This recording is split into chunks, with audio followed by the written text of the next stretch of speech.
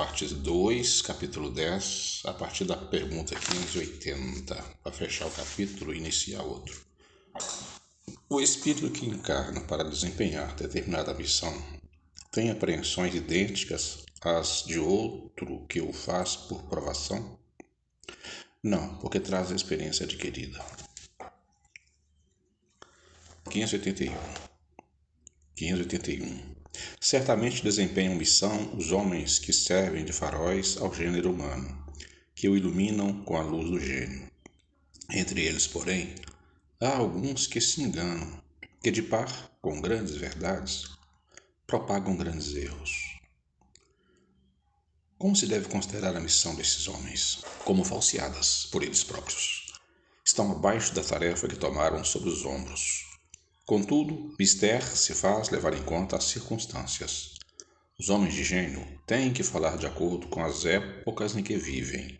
E assim, um ensinamento que pareceu errôneo ou pueril numa época adiantada pode ter sido o que convinha no século em que foi divulgado. 582. Pode-se considerar como missão a paternidade? É, sem contestação possível, uma verdadeira missão. É, ao mesmo tempo, grandíssimo dever, e que envolve mais do que o pensa o homem, a sua responsabilidade quanto ao futuro. Deus colocou o filho sob a tutela dos pais, a fim de que estes o dirijam pela senda do bem. E lhes facilitou a tarefa, dando àquele uma organização débil e delicada, que o torna propício a todas as impressões. Muitos há, no entanto, que mais cuidam de aprumar as árvores do seu jardim e de fazê-las dar bons frutos em abundância, do que de formar o caráter do seu filho. Se este vier a sucumbir por culpa deles, suportarão os desgostos resultantes dessa queda e partilharão dos sofrimentos do filho na vida futura, por não terem feito o que lhes estava ao alcance, para que ele avançasse na estrada do bem. 583.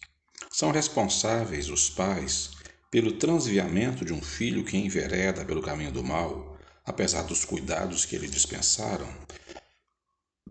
Não.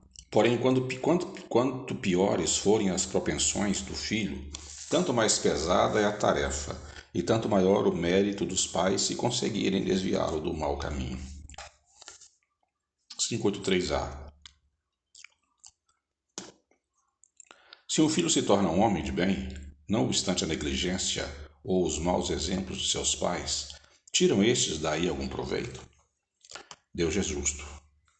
584. De que natureza será a missão do conquistador que apenas visa satisfazer a sua ambição e que, para alcançar esse objetivo, não vacila ante nenhuma das calamidades que vai espalhando? As mais das vezes não passa de um instrumento de que se serve Deus para o cumprimento de seus desígnios, representando essas calamidades um meio de que ele se utiliza para fazer que um povo progrida mais rapidamente. 5.8a.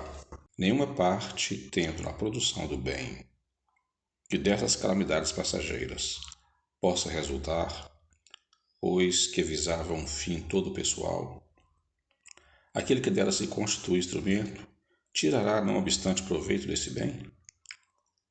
Cada um recompensado de acordo com as suas obras, com o bem que intentou fazer e com a retidão de suas intenções. Comentário. Os espíritos encarnados têm ocupações inerentes às suas existências corpóreas. No estado de erraticidade ou de desmaterialização, tais ocupações são adequadas ao grau de adiantamento deles. Uns percorrem os mundos, se instruem e preparam para nova encarnação. Outros, mais adiantados, se ocupam com o progresso, dirigindo os acontecimentos e sugerindo ideias que lhes sejam propícias. Assistem os homens de gênio que concorrem para o adiantamento da humanidade. Outros encarnam com determinada missão de progresso. Outros tomam sob sua tutela os indivíduos, as famílias, as reuniões, as cidades e os povos, dos quais se constituem os anjos guardiães, os gênios protetores e os espíritos familiares. Outros, finalmente, presidem aos fenômenos da natureza de que se fazem os agentes diretos. Os espíritos vulgares se imiscuem em nossas ocupações e diversões.